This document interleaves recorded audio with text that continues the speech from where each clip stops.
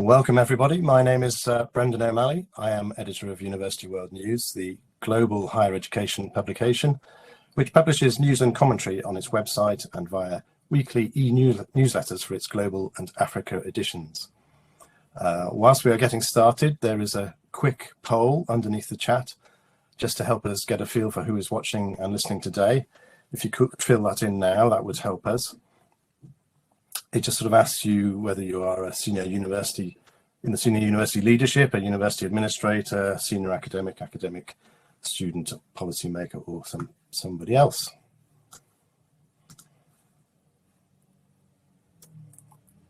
Now, we hope you will enjoy this webinar on the changing trends in higher education, enrolment and financing across the world. New insight on this is being provided in a new global report produced by Toronto-based Higher Education Strategy Associates, or HESSA. The report, World Higher Education Institutions, Students and Funding, is an unprecedented and ambitious attempt to provide consistent transnational data on the sector by regrouping existing data into comparable types. And the result is a new database which HESA believes is far broader and far more detailed than any previously produced, either by OECD or the UNESCO Institute for Statistics Educational Database, for instance. Now, before we get started, I just want to let you know that if at any time during the discussion you have any questions, please type them in the chat window. And if we have time, we will hopefully get to some of those towards the end of the session today. Also, to let you know that a recording of this webinar will be available within 2 days, and it will also be available on our YouTube channel. And for that, you just search for University World News on YouTube.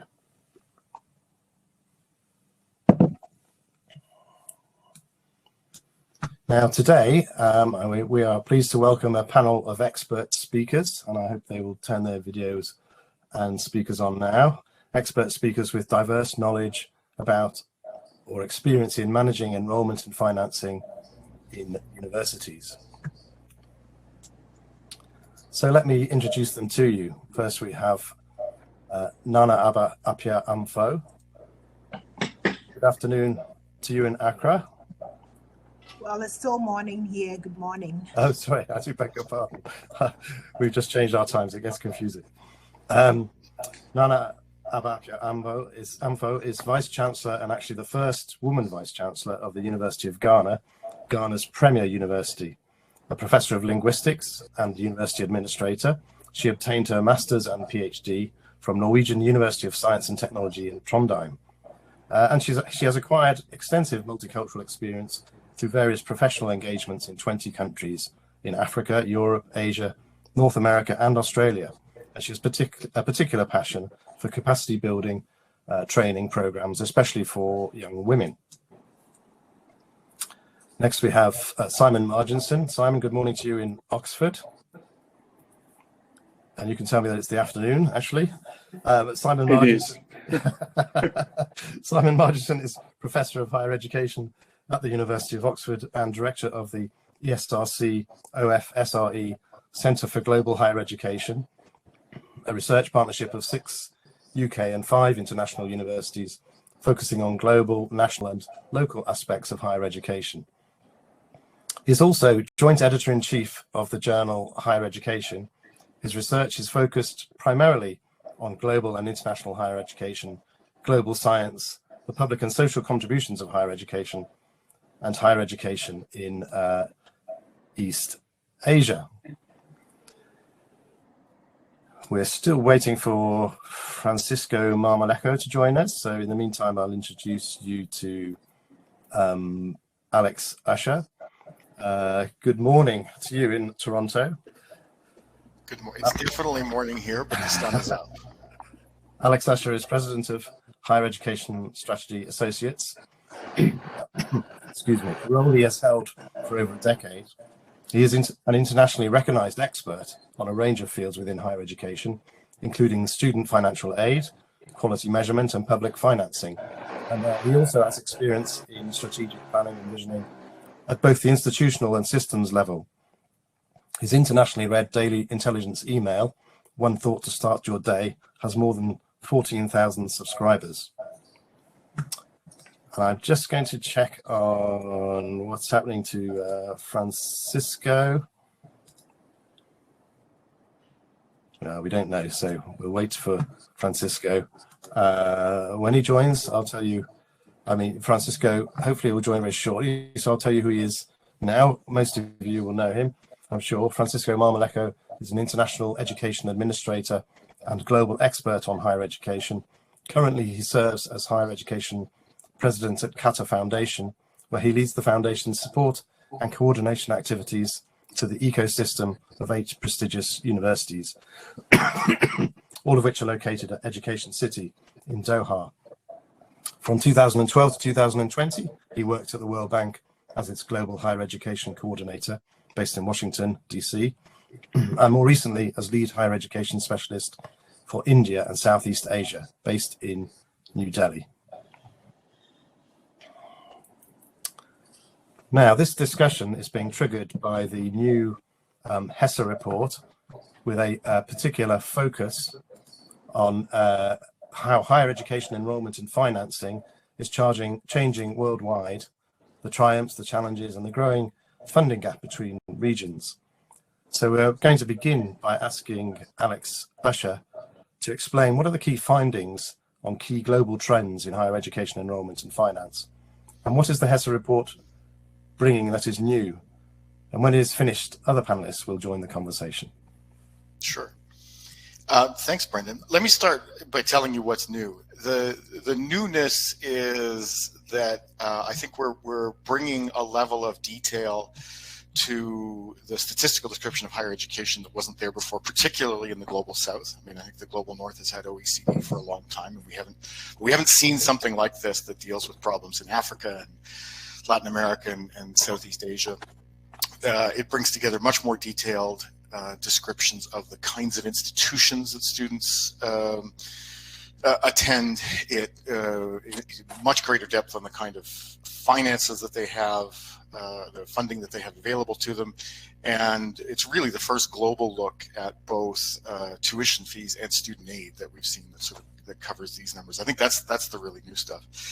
As for the big story, well, the good news is, you know, in the 13 years covered by this report from 2006 to 2018, we do see a continued expansion of higher education in terms of overall numbers and in terms of overall funding. In fact, in 2018, it was almost $1 trillion of public expenditure going into higher education as a whole, which is, it's a lot. It's a significant fraction of global GDP. It's about 1% overall, and that's been steady for a long time, or it increased a little bit in the early years, but slower thereafter.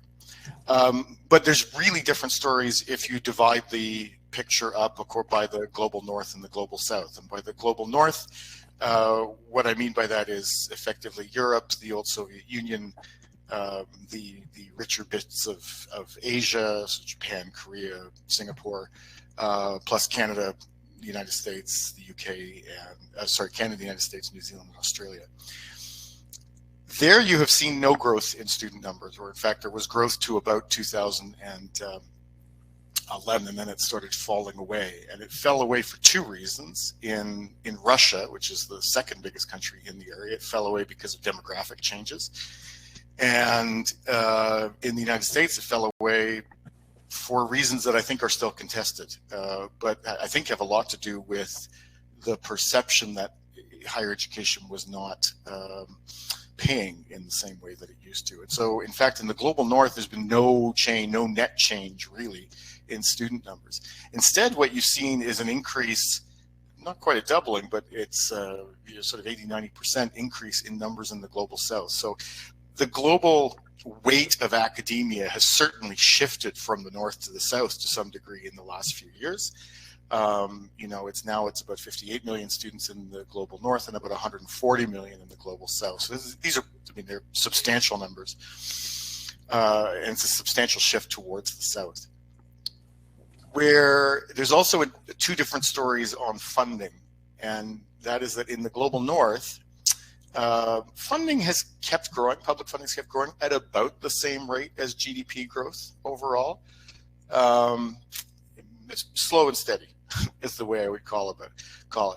the really amazing thing is when you look at the early years, 2006 to 2013, growth in higher education spending in the global south was running at about 11% increases every year. And so in that period from about 2006 to 2012, what you saw was the GDP of the South went, the percentage of the economy of the global South devoted to higher education, public higher education, went from 0.6% to 0.8%. That was a huge catch up. I mean, it's just massive. And so what it allowed them to do was not just accommodate new students, but it allowed them also to become much more involved in research. And I don't think it's a stretch to say this was one of the reasons that, global rankings blew up in the in the mid to late 2000s. It was because a lot of countries in the developing world felt they were suddenly on a level playing field with universities in the North, that there was an attempt to catch up on those kinds of things. But that all radically changed to 2013, 2014. China, after Xi Jinping came to power, stopped increasing spending. They were growing at about 15% a year, fell to about 2%. The commodity crisis or fall in commodity prices hit funding in places like Saudi Arabia, Nigeria, Indonesia, and those places saw their funding fall by a quarter to a third. And what that means is that instead of being able to do both, to both accommodate new students, the huge wave of new students, they couldn't do both that and keep putting money in research. And so I think you're seeing much more stretched budgets in the South at the same time that budgets per student are going up in the North because the number of students is going down. So you're seeing, despite this huge movement in the South, you are actually seeing greater disparity between North and South. There's greater disparity now between North and South than there was 15 years ago, at least if we're just looking in straight per student terms. And I think those are the really big stories of the last few years. Simon, did you want to come in, or Nana Abba? I might indicate, if I can, Brendan, a threshold concern I have about the North-South dualism. Let me say, though, that great data set, Alex and Jonathan Williams, really, really valuable. And this is a good discussion to have. Thanks, Brendan, for organising it. And nice to share this with Nana and Francisco when he arrives. I mean, as I said, the North-South dualism no longer really captures the more complex dynamic we now have in world higher education. When China's PPP GDP now exceeds the US, there's a phalanx of rising middle powers, India, Iran, Brazil, South Korea, as well as Japan and Russia, who are outside the old global north, also outside the Euro-American bloc. And on the periphery, the so-called periphery, you're seeing autonomous state building with a lot of momentum in different regions in the world. So it's probably a more complex environment. But having said that, we now need to work with the data set which we have in front of us. And perhaps I'll hold my comments on what's happening in the global north till we get to that part of the discussion, Brendan. Nana Abba, could you turn your microphone on, please? Oh, okay, yeah. All right, thank you, Brendan. Yeah, and thank you for putting this together. Obviously, as we have seen from the data and the reports, there is quite a huge appetite for higher education in the global south. And that for me can be attributed to two broad things. First, the youth bulge. So it's the nature of our population. And so we have a lot more people within that age gap where they are post-secondary and then they desire higher education. Of course, there's also the impression that higher education is one key way out of poverty. And so people have the desire to acquire higher education to give them access to better jobs, to help improve their lives, not just their lives, but those of their families as well. So these are the two broad push factors. On the other hand, as we have seen, as enrollment has risen, and if I take my university, for example, over the past 2 decades, enrollment has increased over 200%. Over the past decade, it's about 65%. On the other hand, public funding has not grown in commensurate measure. You could see that the areas of support keep decreasing over the years. So, for instance, currently the support that we have as a public university is mostly in the area of emoluments. Even that, there are some items which are labeled non-payroll items, which as university managers, we have to find money to support that. We used to have some support called administrative support for utilities, for example. Over the past 2 years, that has stopped. Support for infrastructure. On our campuses, for most of the structures that you see are still ongoing and haven't been completed for a while now. These are mostly structures that are being supported directly from the government. So in all areas, the support from the direct public funds through the government is decreasing while enrollment is increasing.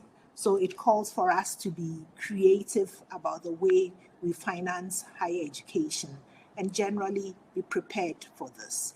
Thank you. I wonder if, thank you, Nana, it's very useful to hear what the impact is from somebody who's actually running a university. What I'm wondering also is, what do we know about the impact of the pandemic on enrollment? Because although the data that you're reporting on doesn't go up to that period, it could have a significant impact going forward, both in terms of whether it might put off, because of the switch to online, might put off some people from joining university, but also equally it might extend access by enabling some people who couldn't otherwise get to university because they don't live near one, for instance, or can't afford to move to somewhere there is a university, may be able to access. So I just wonder, what impact do you think the pandemic will have on future trends?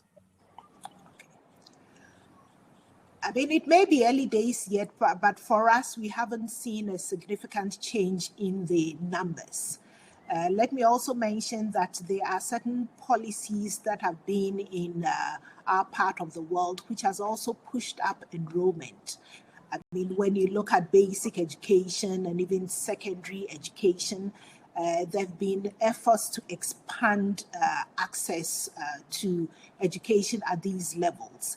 In Ghana, for instance, for the past about 3-4 years, there's been the free senior high education policy, which has increased and retained enrollment at these levels. And so naturally, these would feed into the higher education level. Yes, the pandemic came in, but so far, at least not for us, we haven't seen any significant impact in terms of downward enrollment. The figures have stayed as expected. Simon or Alex, would you like to address that point? Have you got any sense of what's happening? I mean, I agree with Nana. I think it's kind of early to predict the data outcome of the pandemic in terms of enrolments. We're going to see some strange fluctuations in the numbers, especially for the first 12 months of the pandemic. I mean, I think all the signs are, though, that demand for higher education has remained robust, and it's kind of sprung back whenever possible to the face-to-face form once that's been accessible again.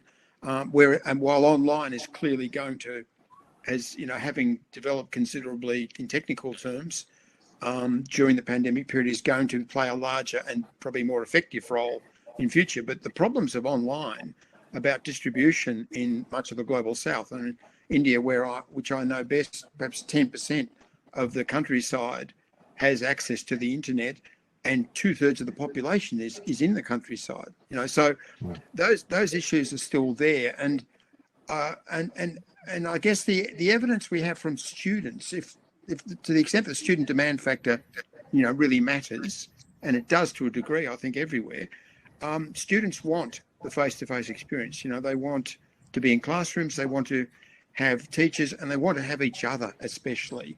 So in that sense, I think we're going to see a return to business as usual more than anything else, probably in the next 5 years, but with some strange blips in some countries where the system's been more disrupted than elsewhere. And also, of course, in mobile student numbers, some countries not receiving students at all or much as yet. And those countries will probably be slow to recover their international student programs.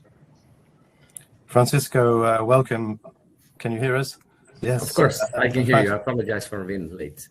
Well, we're very pleased to have you on board. And we're just talking about the first question about Alex has explained the trends revealed in his report. And we're also talking about the impact of potential impact of the pandemic on these trends. And did you want to come in at the stage? Yeah. I sorry for the potential confusion with the timing, but I'm sure that what I may say probably already my colleagues already made the comment. But I think in general I might say that what the report is sort of providing us is with a very completely different glimpse of the type of typical analysis that has been in place for a number of years when we talk about higher education, global trends. Most of the time, we are based on reports that have a relatively narrow sort of analysis of those trends. And I think what I value of this report is that it's providing us a different angle that is much more comprehensive, much more cognizant of the trends in in parts of the world that usually we don't pay too much attention to. So anyways, that's the point that I can add to this, and I'm sure that as the conversation continues, I might be able to provide some additional insights. Thank you, Francisco. Alex, did you want to come back on any of the points that have been made in response to you? Maybe just a very small one. I agree that the impact on COVID for the demand for higher education is probably negligible. I think where you see some problems and where the data will certainly show, and what data will certainly show in a couple of years, is that across the global south, funding for higher education can be highly variable. That is, it jumps a lot from one year to another, can go up, can go down. In more mature economies, it doesn't change much. It changes a percentage point or two a year. But in some countries in Africa, you see 1 year the budget goes up by 30% and then it goes down by 20% the next year. It's just when the cash is available, they put the money in. And I suspect that simply the nature of the COVID emergency probably meant that there was a lot of money that got diverted away from existing programs like higher education. And I don't know what kind of impact that will have, but I suspect it will not be good for institutional development. Thank you. So now I'm going to just let you know the results of our first poll, which tells us who's in on the webinar, who's listening in and participating. And the largest group is university administrators, who are 18% of the audience, followed by senior university leadership, 15%, and then senior academics, 10%, and academics, 10%, and 9% students, and 6% policymakers. And there's 29% we don't know. There's something else. So, but it gives us quite a wide spread, which is good to see.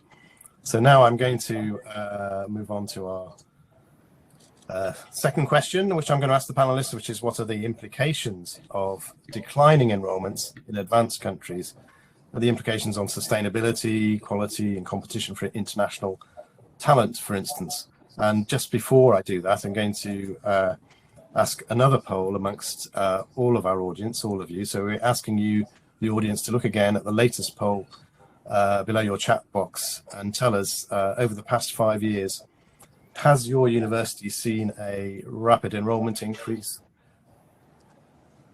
a moderate enrollment increase, no enrollment increase, a moderately falling enrollment increase, or a rapid enrollment decrease? Just give us your answers. We'll come back to that later, but let's moving on to the question. So what are the implications of declining enrollments in advanced countries? Will the impact be on the quality of teaching and research and on international recruitment, for instance? let us know what you think. We're going to start with Simon. Yeah, thanks, Brendan. I think the finding in the report about falling enrolments in the north is primarily generated by the demographics, especially the inclusion of the post-Soviet zone in the global north. I mean, that region saw a dramatic demographic collapse, as the report discusses, because of low birth rates in the 1990s. Enrolment falls of 30% in some countries.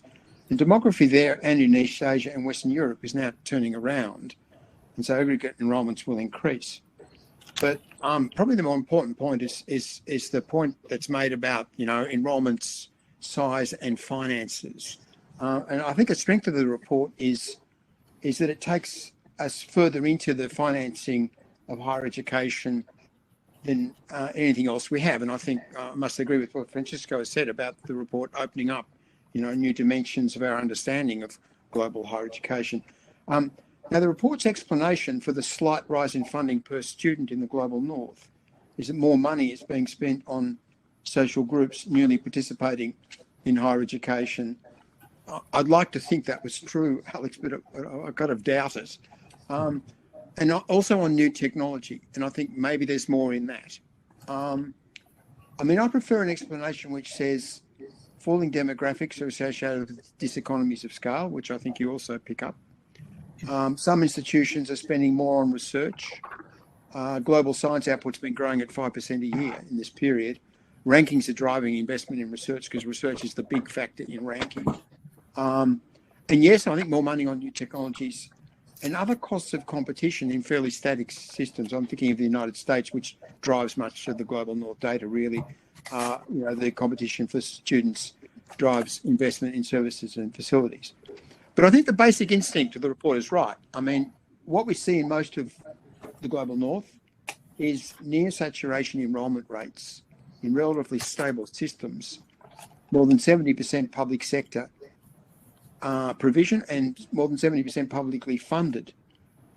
The comprehensive university is dominant, although there are interesting variations between countries in second sectors and vocational provision and short courses and so on. Not to mention online education, although that slips under the radar of the report and every other report on higher education which we see. The Anglophone countries with their high fee, high competition market policies are outliers, but they too rest on a comprehensive public research university core. Now, this system model has so far resisted all the recurring efforts to declare it obsolete or unbundle it. Privatisation of provision and funding not much increased in the period of the report. And of course, in that sense, the global north is positioned very differently to the global south, where different system models are driving expansion. But I think we have to watch the United States, as the report indicates, which in the past has been the fashion leader in trends in higher education. The bottom of the US system, the 2-year community colleges and the for-profit degrees, is weakening. There are signs that some employers no longer require degree credentials. Micro-credentials and deinstitutionalisation may gain traction that they haven't had before. And in relatively static systems in the global north with little prospect of additional public funding, competition between institutions is becoming more intense. System stratification in some countries is steeper. There'll be more focus on employability of graduates. In some countries, there'll be more aggressive international student recruitment. Research universities in the north, I'm afraid to say, will continue their predatory relationship with the rest of the world, grabbing research talent and securing investment from middle-class families. Now, only when emerging countries develop robust endogenous systems of their own, as in East Asia, does that predatory dynamic really start to turn around, except in those few cases in the global north where more enlightened programs are being pursued. Well, that's very interesting. Thank you. Nana, I'd like to ask you, actually, having heard that, do you feel that the decline in the north is going to add greater pressure to take away some of your most talented graduates or divert people away from your university? Yeah, absolutely. Over here, not only is there an appetite for undergraduate education, but also there is an increasing desire for people to pursue graduate education. And so for various reasons, something that is what will give them the pay rise that they need, for the prestige of it, to upgrade their professional skills, of course, to go into research, and for some to just to add some more alphabets to their names. And higher education drives growth and development. And so even in the global north, they would continue to put some efforts in there and grow the education, the higher education over there. So if they are not getting students from there, obviously they will look to the global south. And that is what we have seen happen over the years. So yes, there is the tendency for the current dynamics to take away some of our very brilliant students. And as we often see, sometimes when they go, they do not come back to support the work that we do here. And so there's a need for us to have certain partnerships which would allow for us to benefit from those arrangements, where we can have our students getting more training out there, and we will still find ways in which both sides can benefit from that. So indeed, it's a concern. Francisco, would you like to jump in? You have experience over the whole world, so you can talk about the global north and the impact on the south. Well, I think I just add a perspective on the fact that certainly I think we need to see that from the macro and then the micro level, because one is, of course, as countries, the implications are very clear. Of course, especially those countries which are relying, if you want, on the supply of talent coming from the south. The fact that there is a declining enrollment either may be a cause or a consequence. And then when it is a consequence of these that are either preventing from a migratory standpoint and or from the financial standpoint, the possibility of more students coming from those countries, certainly that may have, again, other potential ramifications. You find, for instance, the case of countries, that's a very interesting case of Canada, for instance, in which efforts have been much more explicit in not only attracting but retaining that talent, as part of their policy of increasing the human capital stock, if you want, in the country. Now, of course, I think we need to take these numbers with a grain of salt. A very good case is the case of India. India is a country that, of course, has experienced and will continue to experience a significant increase in enrollment, but at the same time, there is a whole rearrangement of the internal system that is having some institutions being more privileged, if you want, attractive, if you want. There might be a number of institutions that are going to be shutting down because they no longer have students. So, and I think it is not, again, as simplistic as having those sort of a very kind of larger trends being considered, because there are many uniqueness at both the country as well as at the regional level. Now, if we compare or we pair, if you want, both the enrollment as well with the demographic trends in each of those regions and countries, we may find a lot of those explanations about where growth is going to happen. Let's put the very clear example, Europe versus Africa. You have Europe, a declining rate of population growth, and of course, an increasing rate of elder population. You have the case of Africa, which is exactly having, in general, the opposite trend, with the exception of some countries. And of course, what are going to be the implications in the long term? We like it or not, there is going to be kind of a compensation effect, if you want, happening in terms of the enrollment as well as the flow of students between those regions of the world. Alex, did you want to come in here, comment on that? So I think there's not, as everybody has suggested, it's not just one answer. I think the implications of the fall in enrollments in where those have been demographically driven, which is Canada to some extent, UK to some extent, but mainly, as Simon said, in Poland, Romania, and the ex-Soviet Union. Some of that takes care of itself as birth rates come back. So they're not going to come back everywhere. Like Romania is just not coming back, for instance. But Kazakhstan looks like it's going to have a very big rebound in the next decade or so. So some of this stuff is you know, like I say, it takes care of itself. And where it doesn't, well, institutions are going to close. And by and large, I think the institutions that are going to close are private institutions. It's really interesting. 20 years ago, we all talked about private universities as being they were demand absorbers, right? They were where you could go to when there was too much demand for the public system to deal with. That's where the private sector could step in. It turns out that when there's less demand, they're also the first ones to empty out. And no one's really, there's not many people have written about that, but that is actually a big deal in terms of the switch between public and private. I think the more interesting changes are in places like the United States and I guess Italy to some extent. And these are places where it's not really demographic, but there are certainly debates about the value of higher education. In fact, maybe the most interesting example of this is not in the North at all. It's in the South. It's in Iran, which has lost about 1 million students because everyone said, wait a minute, this is ridiculous. We have vastly overeducated population. We should have fewer students. And so they went from, I forget the exact numbers, but it was about 5.5 million to 4.5 million students in the space of about 5 years.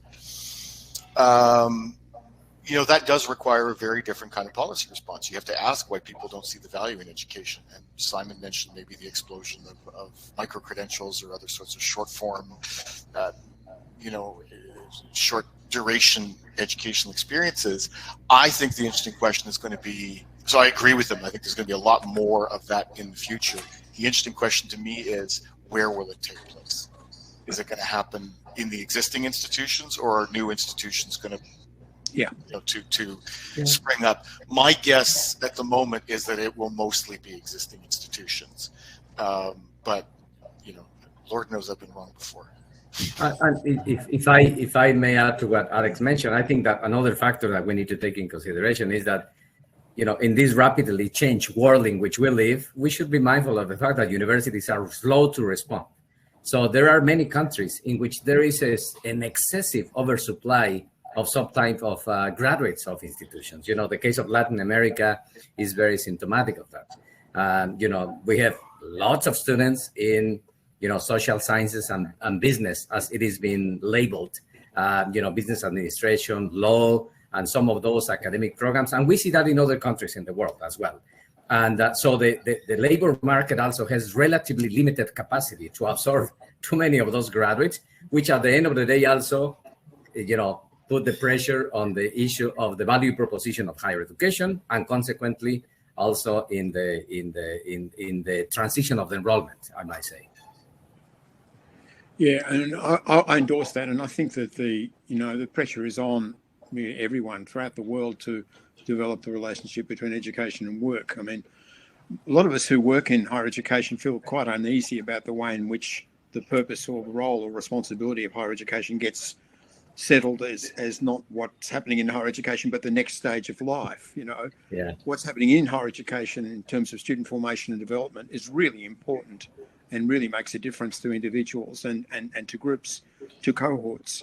It really matters a lot, but we can't ignore the fact that those who are most immersed in the higher education experience also are concerned about their futures. And I think that the institutions and the systems that start to do new, innovative, important things about the direct relationship between higher education and work, and nesting higher education more effectively in what happens next, and bring employers into the problem more effectively than before, they're going to establish prototypes. At the moment, vocational education is seen in most countries as a second level or lower status vis-a-vis academic education. But if the academic institutions are able to reconfigure themselves successfully around the relationship with work and handle that difficult transition of their graduates more effectively, then they're going to offer something that higher education hasn't been able to offer very effectively in the past. So things could shift. And if that doesn't happen, I think the pressure, external pressures, policy pressures, public pressures on higher education will continue, and employability will become more and more the way in which institutions are being judged and ranked and so on. and that's got lots of downsides. So I think responding effectively from within higher education to that need to develop a nested relationship with work is really important. That's a big issue in Africa, isn't it, Nana? Maybe you would like to talk on that. Yes, I mean, I do agree with what the other panelists have said. And yes, it's true, universities are usually slow to change. And so you find that the rest of the world is moving ahead of us. But also we need to recognize that there is a certain limitations also within our economies. Universities in sub-Saharan Africa, they are producing graduates, but they are not, the economy itself has not expanded enough to absorb all of these graduates. I often say that, yes, we do complain, but when we go to the companies, when we go to industries, it's our graduates that we find there, you know, and they are unable to take more because they haven't expanded. But I haven't said that. There is a need for us also to diversify as far as higher education is concerned. Our education system over here, right from the basic through the secondary to tertiary, for me is too academic oriented. What is it that we need to build up our economies, our countries? There should be more focus on vocational and technical education at the various levels, including the post-secondary, i.e. the tertiary level. I think that when we begin to think seriously about these, provide the needed, we often talk about these, but we don't back the talk with the needed resources. And that is what we need to do as nations to ensure that while we provide the funding for our education, the futures of our graduates can also be assured to a certain extent. Thank you, Nana. And at that point, I think we will look at the results of our second poll, which was about what your university has seen over the past 5 years. 20% say rapid enrolment increase, 49% say moderate enrolment increase, 10% say no enrolment increase, 15% say moderately falling enrolment, and 3% say rapid enrolment decrease. So our audience is experiencing much more an increase than a decrease. It would be interesting to dissect that by the North and the South, because probably that might. Anyways, but please continue. I'm not sure our polling is sophisticated enough to do that right now, but well, there's a kind of poll bias problem because those who are in institutions where enrolments are static or declining are too busy out there recruiting students to be able to tune into the webinar. So now, excuse me. So now I want to move on. But before we want to move on to our third question, which is about the impact of enrolment growth without parallel growth finances in the global South. But before we do that, we're just going to ask a third poll question, which we would like our audience to answer, which is: if your university has seen decreased enrolment, what has been the impact on the staff-student ratio? Has it significant? Do you have a significantly higher staff-student ratio, a moderately higher one? Has it made no impact? Or do you have a moderately lower staff-student ratio, or a significantly higher one? If you could fill that in, we'd appreciate it. So let's move to our question. So what is the impact on higher education systems and institutions of rapid expansion of enrolment outstripping increases in public finances in the global South? And I'd like Francisco to lead on this one. Well, I think the element of the challenge of not enough increase in public financing in higher education happens in the global North and in the global South.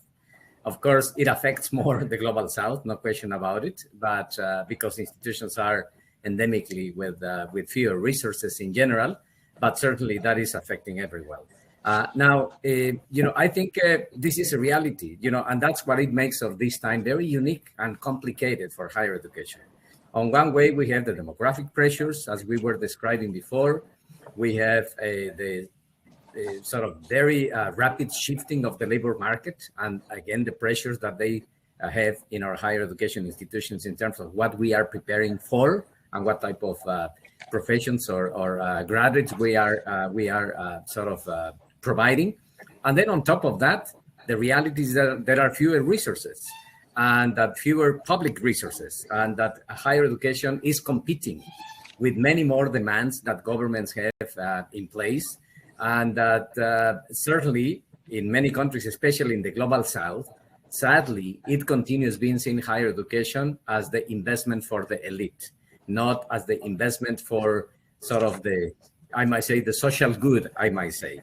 You know, when we see the analysis of the private returns on education, as you see very clearly, it's private returns on higher education are much higher, but also the cost associated with the higher education provision is much higher as well.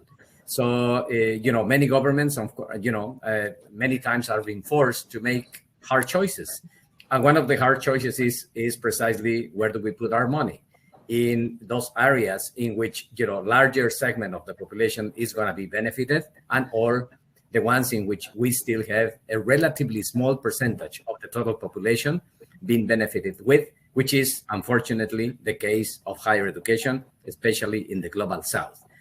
You see the share of enrollment, and again, the report from Alex provides a very good hint on that. When you see the share of enrollment in the global south continues being generally very low in comparison to the advanced countries. And certainly that is a long-term problem. Now, of course, that requires for both institutions of higher education being more strategic in the decision about where they are going to be using their limited money? Yes. Is that going to put pressure on higher education institutions, some of them to survive and others don't? Yes. Does that needs for higher education institutions to make also hard choices that we don't like to talk about that, but which is about our operational model? I would not like to use the business model, but the operational model of the higher education institutions? Yes. And we know that it's very difficult to make decisions about that because especially the administrators which are attending this webinar will resonate with that. It is not easy to make those decisions in our higher education institutions. It is much easier to open a program than to close a program. It is much easier to hire a faculty member than to fire a faculty member. It is much more, easier for higher education institutions to expand than to downsize or to transition into something else. Again, those are very difficult decisions. Don't forget that at the end of the day, higher education institutions, it's rely mostly on the main element, which is human capital.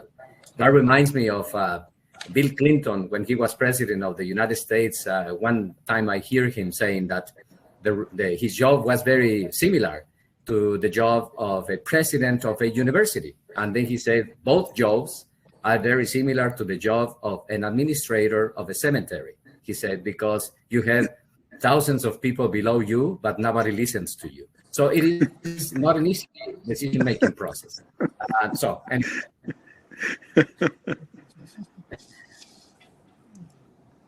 Nana Abba, would you like to come in here? Yes. So, essentially, we are faced with the challenge where public funding is not increasing as much as we would love. Enrollment is increasing. And we all have to accept that higher education is expensive. Knowledge creation and dissemination, innovation, they are all expensive ventures. So we would have to, I've seen, as a university administrator, I've seen universities do all kinds of things. The first thing that we like to go to is student fees. But unfortunately, if you are a public funded university like I am, you don't have the liberties to increase student fees as you would wish, even if you are not getting the required support that you need from the public funds. We've seen all kinds of income generating activities, and sometimes you feel that we are even going beyond our core business. Universities doing all kinds of things just to raise money to support their running. Of course, consultancy services, expanded training services, and so on. I mean, the point is that we all need to seriously have a discussion on funding higher education. We must accept that this is something which will drive growth in our communities. And so if the government is not paying for it, somebody else has to pay for it. Unfortunately, in our part of the world, philanthropy, as far as higher education is concerned, has not really thrived. And how do we get this to thrive? How do we get to access other private funding? I think these are discussions that we need to have and find a way out, because whichever way we look at it, we need to get the required finance. As I think it was Francisco said, it's much easier, to start new programs than to close running programs, to fire faculty and so on. We have all of these expenses to take care of. Even if we say that we are not opening up new ones, we still have to support the existing ones. And so we generally need to be a bit more creative than we have been up until now. Maybe I can comment too, Brendan.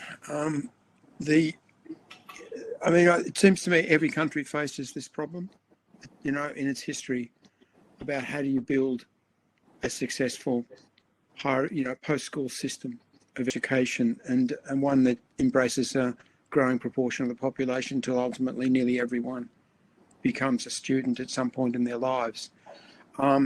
You think of Korea, with almost the poorest country in the world in 1960 after the Korean War, and it actually put investing in education ahead of almost anything else in its economic development. And I'm not saying that education caused its economic development, but it certainly paid dividends, having such an education-focused approach. Now, you can't expect that to happen everywhere, of course, but it seems to me there's probably four crucial elements. One is you need champions in government. You do need ministers who stay in the portfolio for long enough to make a difference and understand and are committed to building higher education.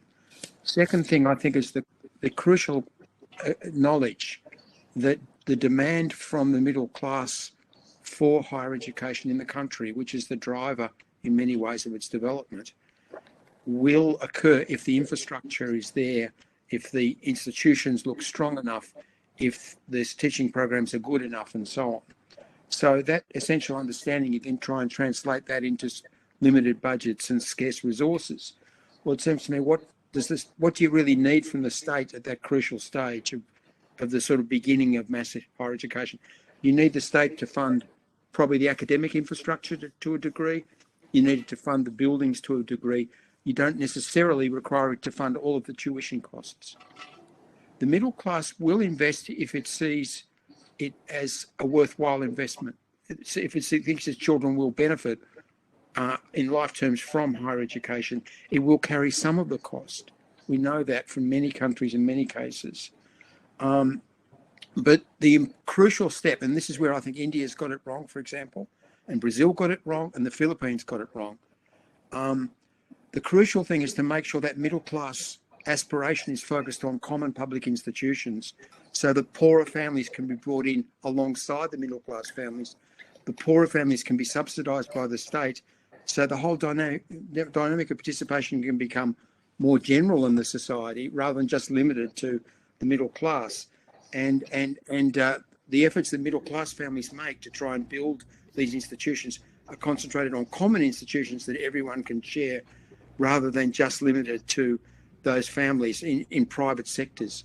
And I think, Brazil, with its for-profit system and its evacuation of 2.5 million students during the pandemic, showed how flaky that system is. India, with its small private college model, hasn't worked.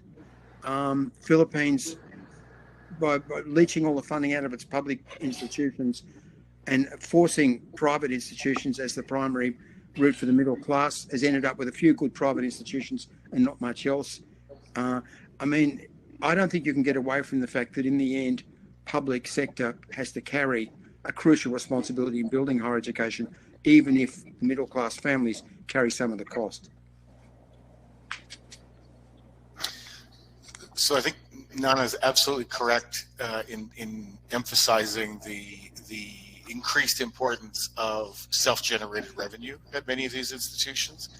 I know at Kenyatta University, they have their own mortuary, and that's actually their most reliable earner because they get income 12 months a year through the mortuary. And plus, you know, I guess it manufactures all the people who won't listen to the president that Francisco was talking about.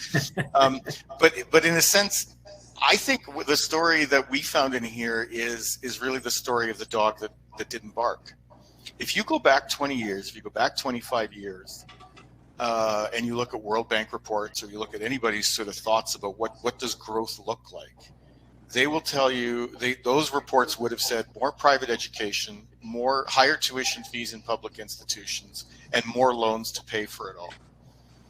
And I think what's really fascinating is that's not at all, and partly the reason they were saying that was because that was the route to prosperity for South Korea. That was the route to prosperity for Taiwan, right? That's how those countries developed, and it seemed pretty, and that's why the Philippines was going that route, and, you know, et cetera, et cetera. Didn't happen. Didn't happen in Latin America. Well, Latin America already had some private institutions, but didn't happen in Africa. Didn't really happen in India. If you look globally, the percentage of students being taught in private institutions has moved a bit, but not that much. If you look at tuition fees around the world, you don't see very many significant changes in fee policies at all. And as for student loans, we're stuck at 12% of the student body worldwide having student loans. So really none of the assumed remedies for strained public finances came true. Governments across the South did want to expand access, and up to a point they were willing to pay for it. But I think beyond that point, where it was assumed that maybe private finance could play a role, by and large it hasn't. And I think that, you know, when I think back to when I started my career, what were the sort of certainties about how higher education was going to develop around the world, it is surprising now looking back how little change there's been in those areas. Thank you. Something that, if you allow me, I like to add to the points made here. You know, Simon was making a very good point about the need to find champions. And that this is fundamental, especially on matters related to public financing, because at the end of the day, there is somebody in some place who makes a decision about where to allocate resources or not. But I will add to what Simon mentioned about the champions is that there is a lot of homework that we need to do in our higher education institutions in order to have those champions being the type of champion we want.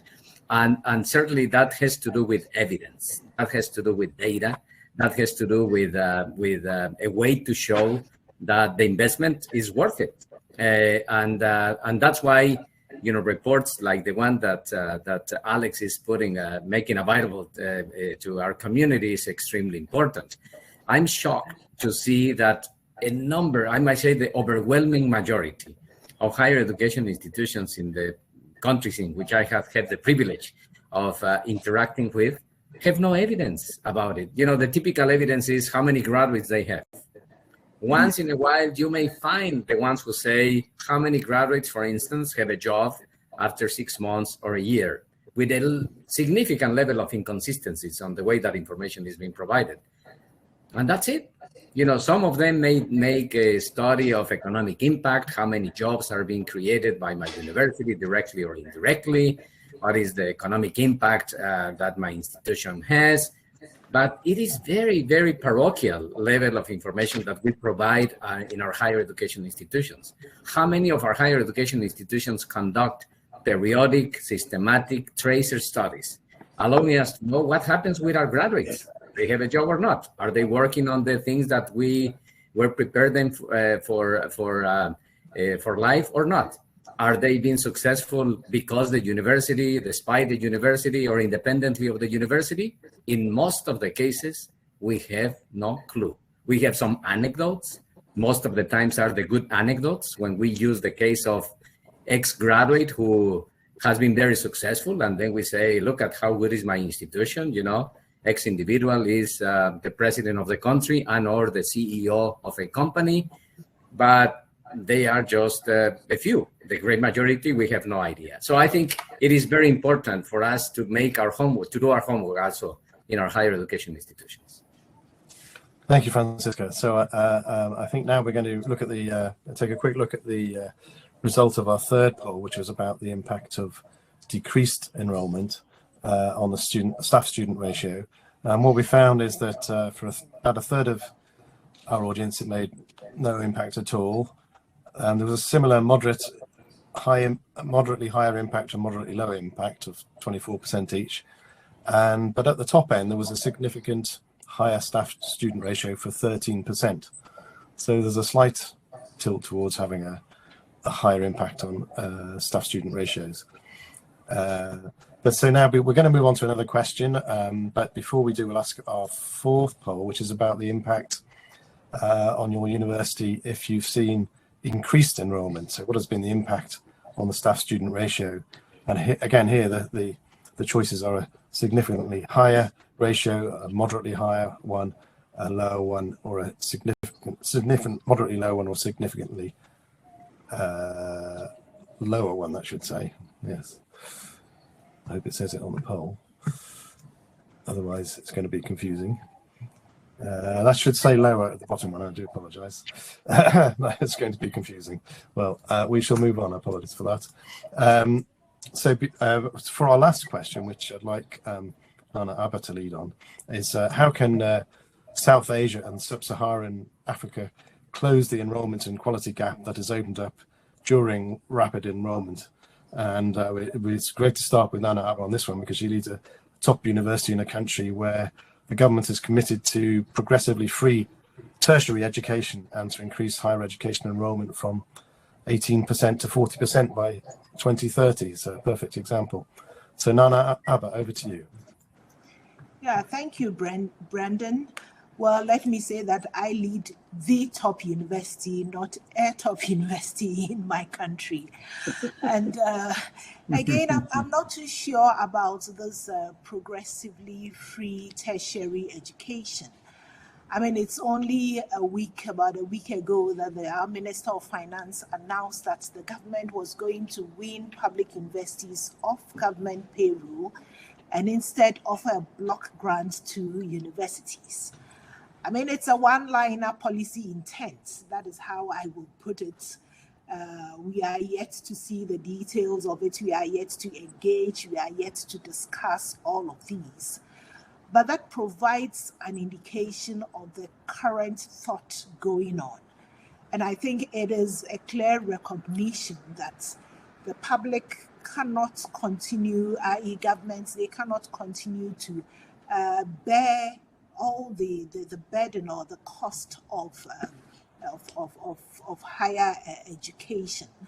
So it means that we need to, and because of the policies that we have had in the past, many of these are supported by institutions such as the World Bank, which resulted in enrollment retentions at the lower levels. And so when the students have passed through these, they need to go to the higher level.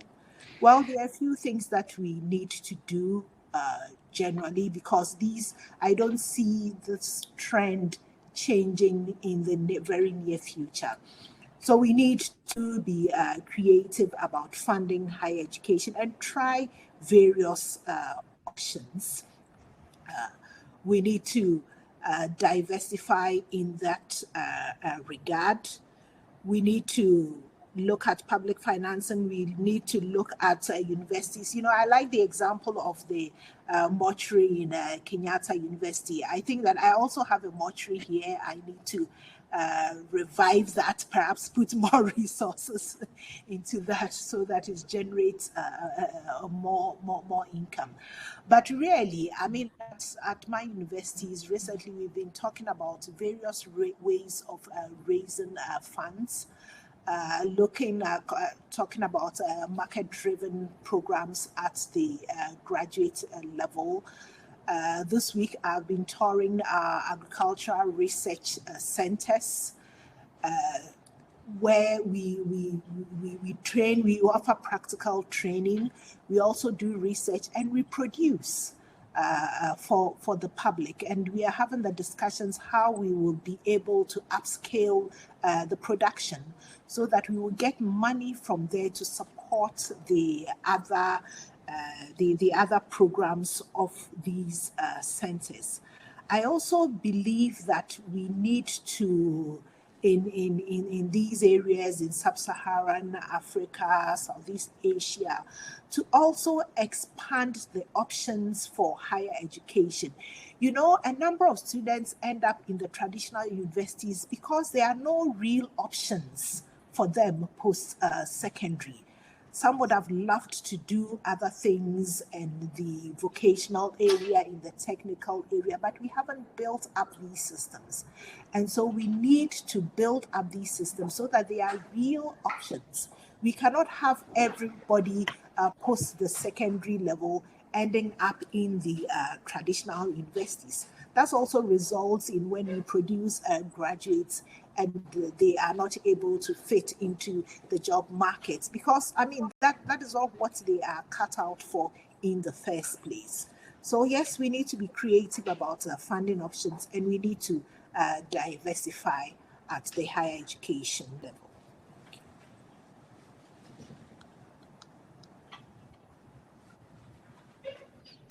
Your line is muted. Sorry, Francisco, would you like to come in now? No. I just wanted to make the point that the line is muted. Of course, I can provide a little bit of a perspective of South Asia, if I can be allowed to. I think following with Vice Chancellor Nana was making a point about there is significant similarities there as well in terms of, I might say, the need of more accountability in the system, whatever that means. Accountability, of course, at the system level in terms of having a much more coherent operational framework of higher education that allows for more, I might say, rationalistic evolution of the system. What do I mean by that? Being more cautious about the type of openings that exist in the higher education system. And of course, also at the institutional level. You know, the fact that, let's say in the case of, again, going back to the point of India, in the last 10 years, there have been 5.6 new higher education institutions per day being founded, including Saturdays and Sundays. That gives us a sense of the challenge of just trying to reduce the gap by just opening institutions without, enough equipping of those institutions in order to provide decent education. So you might end in some countries with a number of institutions trying to address the problem, but which are not precisely equipped to provide that type of education that is needed. Can you imagine, for instance, countries that I have seen in which you have a university college, in which they have, let's say, about 300 students and only 3 faculty members? And that's basically what they have in order to provide the education that all of us assume that should be provided in different ways. So, of course, there is a significant laxity, I might say, in the understanding of the term of what is a higher education institution.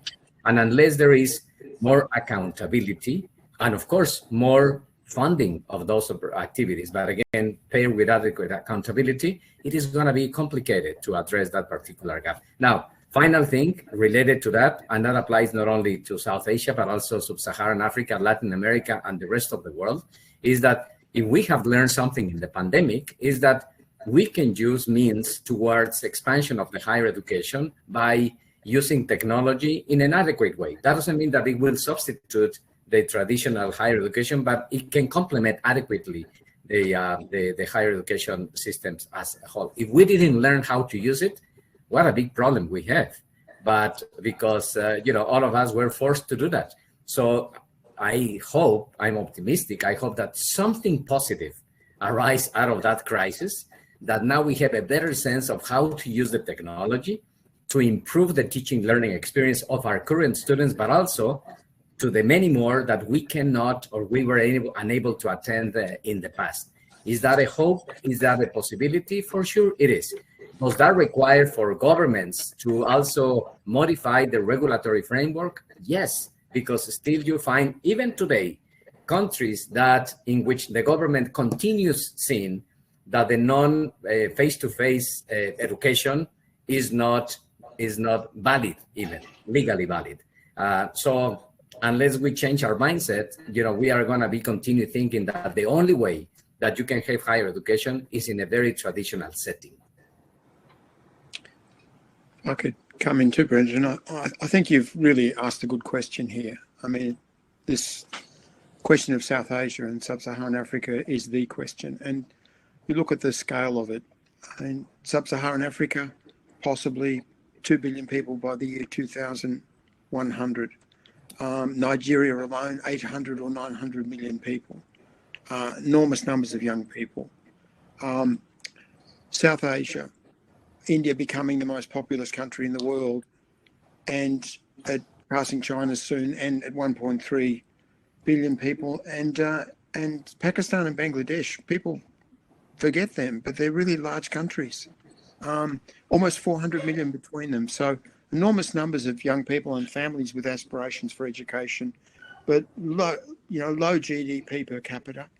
In India, for example, $6,500 US dollars per head PPP, and less in Pakistan and Bangladesh and much of Sub-Saharan Africa. So really big challenge, and probably nothing is as important, and nothing is going to be solved by trite or easy solutions.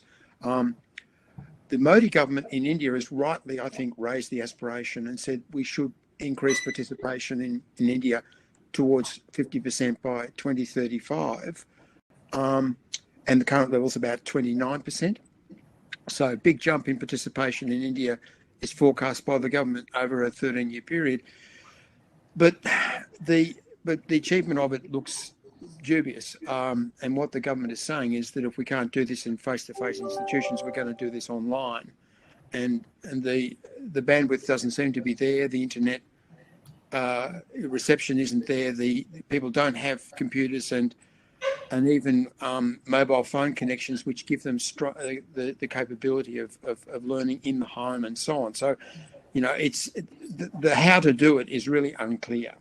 And, I guess in the case of South Asia, which is what I know best and will speak about, now there's some really important assets that education has. I mean, there's a lot of really capable people in terms of intellectual and cultural and scientific knowledge and achievement in those societies.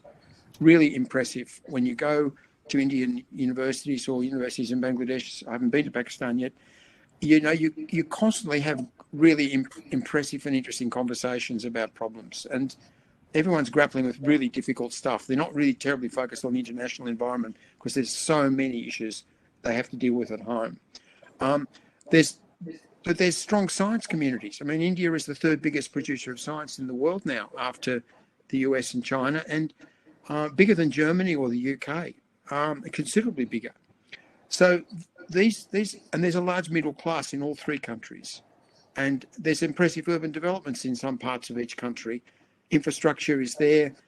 There are real strengths. So it's how to sort of mobilise and build on that, and build an education system beyond that. But it seems to me that the problem that India got into early on after independence was it said, we're going to create an elite sector, the IITs. We're going to make them small, highly selective. And that, of course, has worked in terms of creating high demand for those institutions. They're leadership track institutions. They get great students, but it's a churn of great students in and great graduates out, and not necessarily much happening in between. And while some of them are building very good research infrastructure, others aren't bothering. And it's a very, very small proportion of the population. So it seems to me what went wrong in India was that the public institutions like, say, Delhi University were always underfunded, always over-politicised, not well run, lots of organisational issues, and in the last 10 years or so, severe repoliticisation in the context of current national debate. So I think if building that core of strong, comprehensive public sector institutions is a sort of becomes the spine of a system. You can build a system below that successfully, but what you can't do is skip that stage altogether and try and build the system from the bottom up. But it's a slow process. It just takes time, and you need the champions, and you need the argument and the evidence, as Francisco said. I mean, that's an interesting observation, right? Because I think you could make the argument that countries like Ghana are actually taking that route, right? They're being slow about increasing the number of institutions. I mean, there have been some big increases there, but nothing like what you see in India, where they've been opening, 5 colleges a day or something like that for the last 13, 15 years. I mean, what makes it slow is that in a lot of those countries, universities don't have control of their own cost base, right? One of the things that's made that work in different countries is that they can change up the nature of the teaching system. They can pay people different amounts. In Ghana, they're on the single spine model. And so there's not a lot of ability to juggle things around. In lots of countries, the government is mandating certain teacher to student ratios, right? Malaysia still has that. They have that.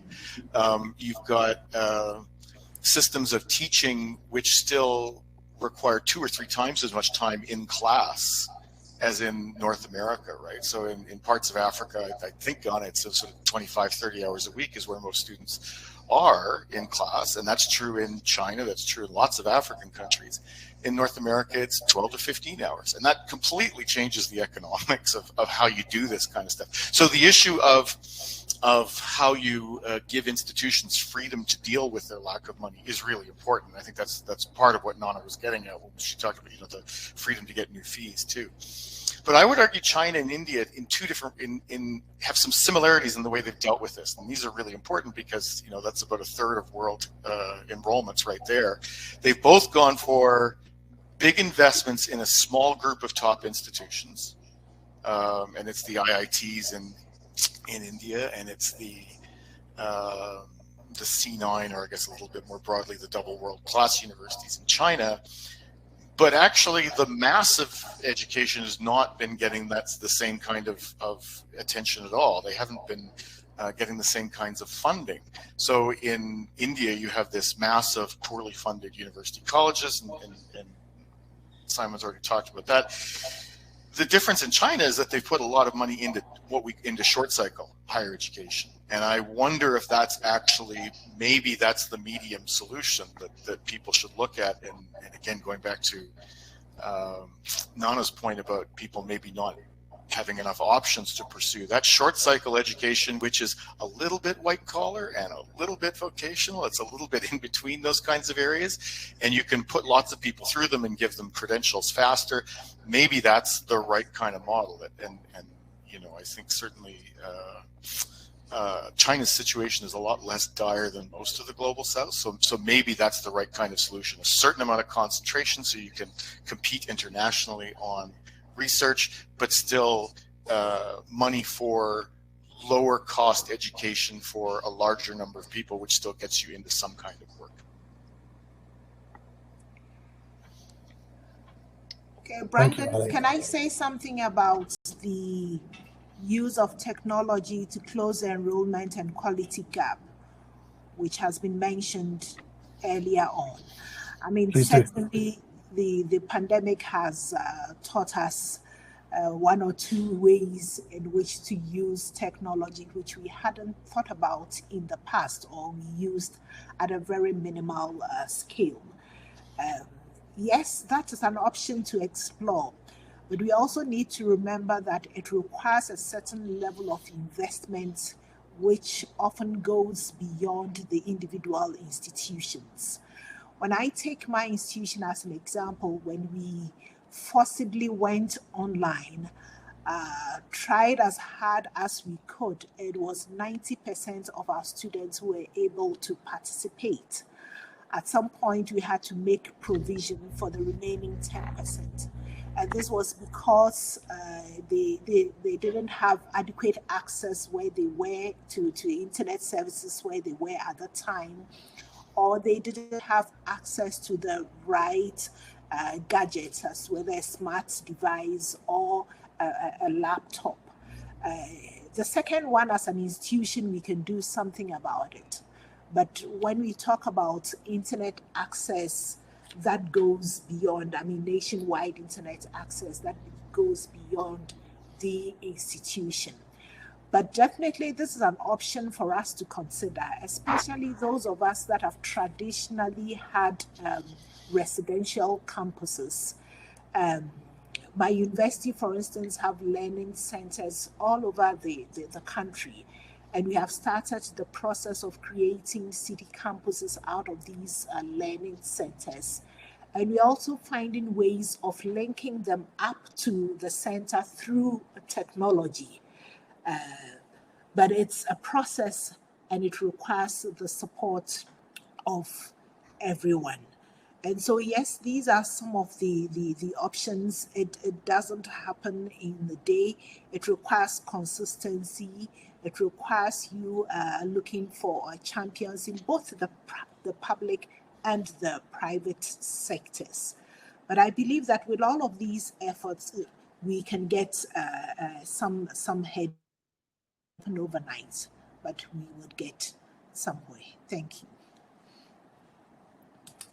Thank you, Nana Arba, and that's been a very interesting conversation. I think we'll turn now to the result of our fourth poll, which was about if your university has seen increased enrolment, what has been the impact on the staff-student ratio, and 19% said that it had become a significantly higher staff-student ratio, 21% said moderately higher, 40% said no impact, and 9% said a moderately lower ratio, and 9% said significantly lower staff-student ratio. That should be, that's the poor question there. Sorry, that's not written correctly.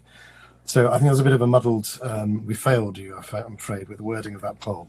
But I apologise about that. But there we see. So I think it's 5-2 here now. I think there's not really going to be time to go to the audience for for audience questions, although we did get many interesting ones that are submitted. But we've had a very rich and varied discussion about the big trends in global higher education and financing, the split between North and South in terms of declining enrolments in the North and expanding enrolments in the South, and the complexities within that, because it's quite different to different places and very different ways that people of countries have handled it and the pressures they're coming under. So this brings to the end of brings to an end our discussion. I would like to I think one interesting thing I think coming out of it also is these pressures from employers, that there's a lot of pressure. People want to go to university in order to get an opportunity for employment. That's one of the drivers. But there's an increasing concern, at least in the North, about universities not producing the graduates they want, and not enough graduates in the South being able to find their jobs. But also, perhaps more worryingly, about employers increasingly not thinking that university degrees are relevant and wanting to find different ways through technology and perhaps aptitude testing and different ways of choosing the people that they employ. And it may be that universities need to be much more adaptive in future, which is hard for great big institutions. It's hard for them to suddenly change. So I think there are lots of big questions there. That's worth another webinar in itself, I feel. So this brings to an end our discussion. I would like to thank our speakers for taking part, providing such a rich and varied thought on the issue. And so thank you, Nana Arba, Simon, Francisco and Alex. And thank you especially to HESSA for providing such an interesting report. And if you like what you've heard today, please sign up to our email newsletters to hear about future sessions. You can do that via the form at the end of all of our articles on the website, or via this link, which is https://news.universitywworldnews.com/newsletter/insert.php. And if you got that, you're a better person than I. And with that, I would just like to say thank you very much, everyone, and goodbye. Thank you. Thank you very much. Thank you. Thank you.